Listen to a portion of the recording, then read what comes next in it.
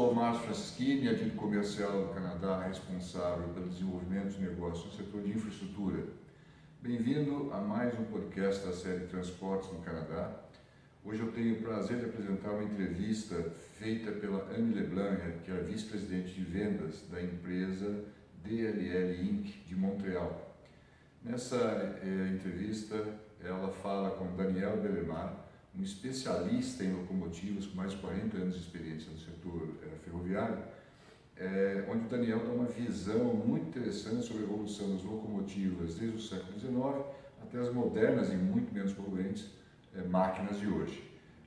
Ele fala também da importância das tecnologias limpas no setor ferroviário, que é um assunto que interessa o mundo todo e particularmente hoje, no contexto brasileiro, muito em voga.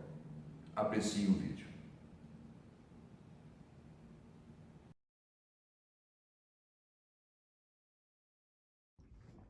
Hi everybody, my name is Annie Leblanc. I'm Vice President Sales and Marketing and Associate at DLL.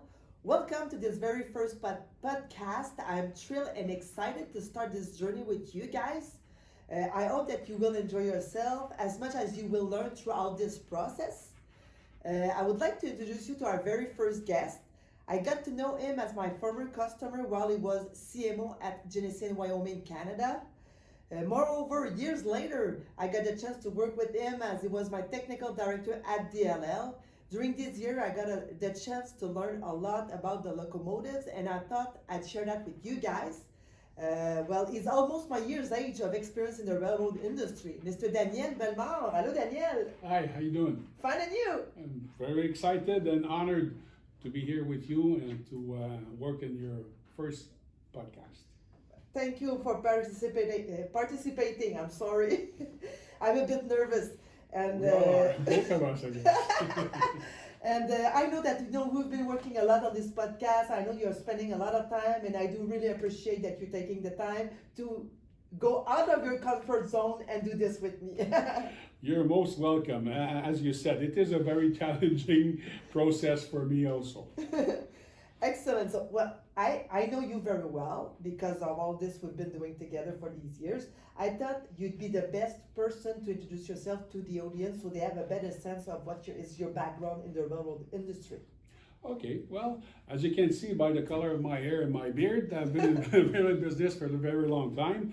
In fact, it started almost, pretty much almost 42 years ago, because in February 1980, I started with Canadian National Railway as an apprentice mechanical, and after I finished my apprenticeship, I also assumed some different roles from first line supervisor all the way up to shift leader, which is the same thing as being a shop manager in 3 different provinces in Canada, working for CN.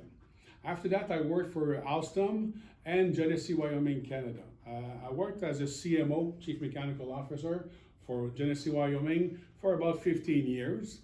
After that, I joined, like you mentioned before, I joined DLL, worked with you guys there for a few years, and now I'm executive account manager for AQRL, and as such, I was able to fulfill for an 8-month period mechanical director for Chihuahuan Railroad Transportation up in northern Quebec.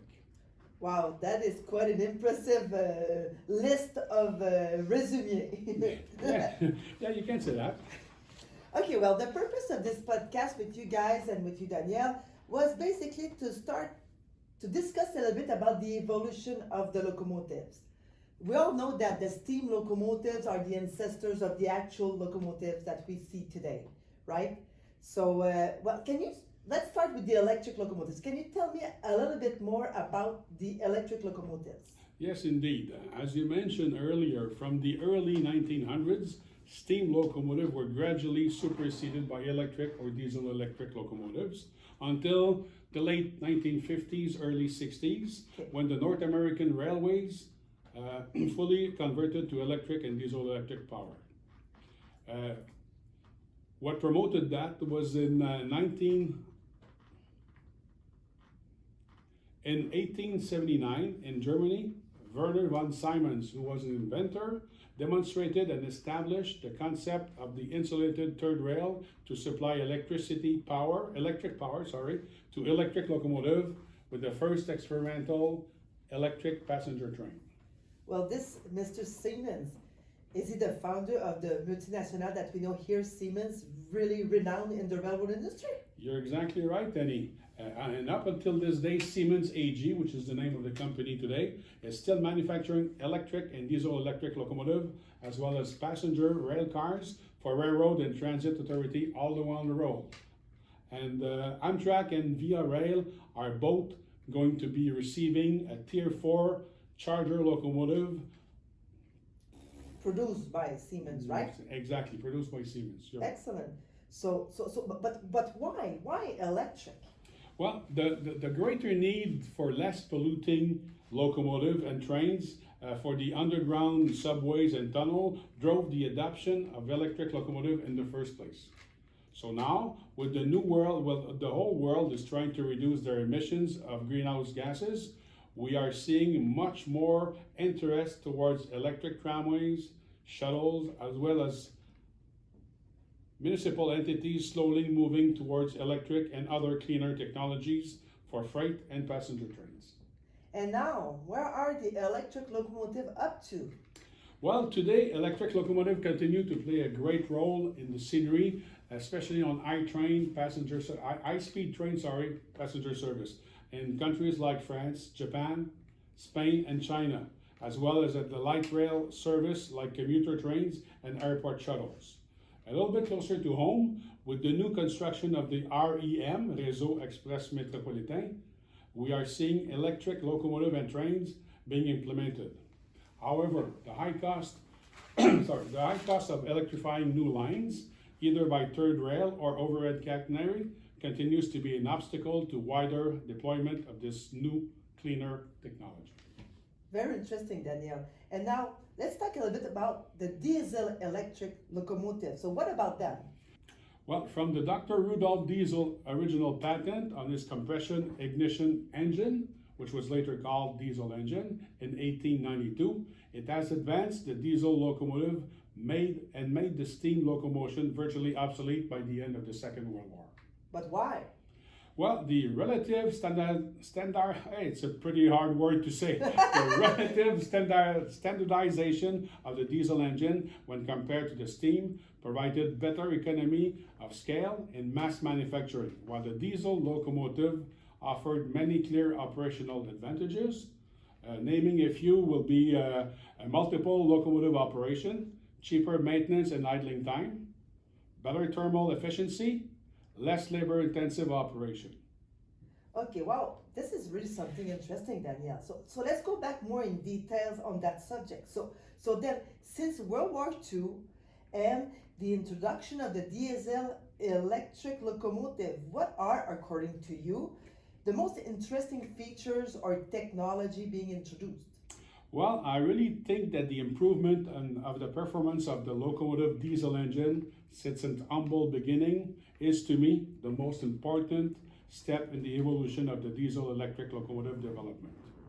Almost a century ago, in October 1925, the American Locomotive Company sold their first commercially produced diesel locomotive in the United States. Can you tell me just a little bit more about this locomotive? Yes, what we know is that this first locomotive was sold to the Central Railroad of New Jersey, and it was a 300 horsepower, 60-ton diesel electric switcher.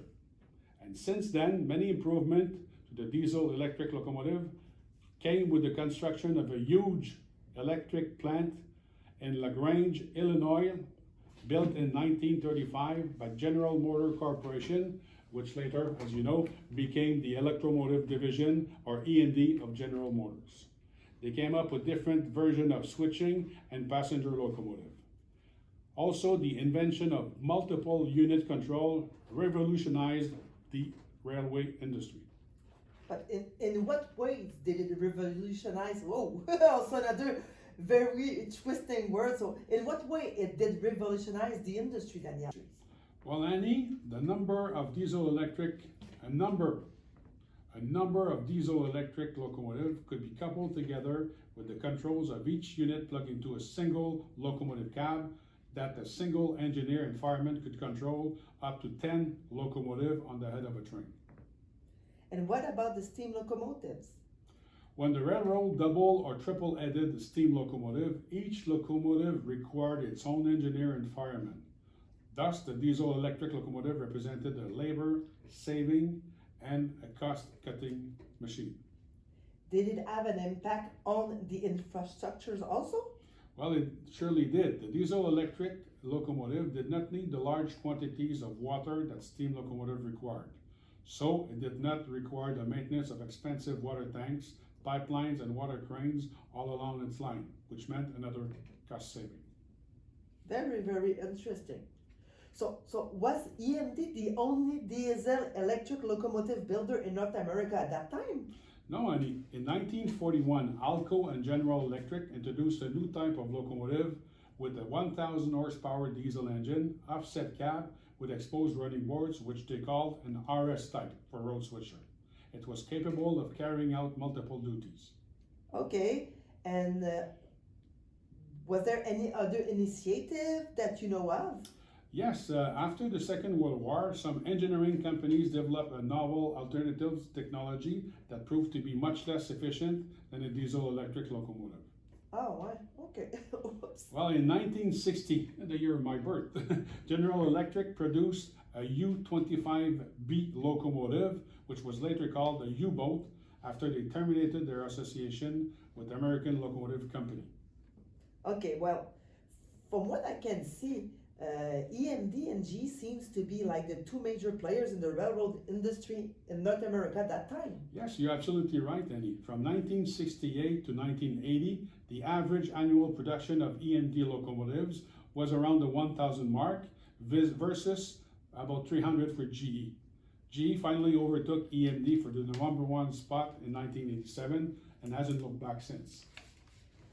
Well, this is very interesting, Daniel. Thank you guys for watching this first podcast. Thank you very much, Daniel, for the time you spent on all this art search.